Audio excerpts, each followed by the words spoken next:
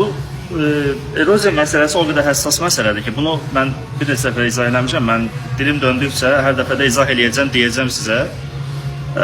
Birincisi, erozya elə bir şeydir ki, uzidə görülməz. Erozya vaginal müayinədə görünər və vaginal müayinədə gördüyümüz hər erozyanda yandırmırıq. Çünki bu bədənimizin bizə bir uyarı mesajıdır. Yəni necə ki, benzininiz tutaranda orada qırmızı işıq yanır. Siz o qırmızı işığı söndürmək yerinə gedib benzin tökürsünüz.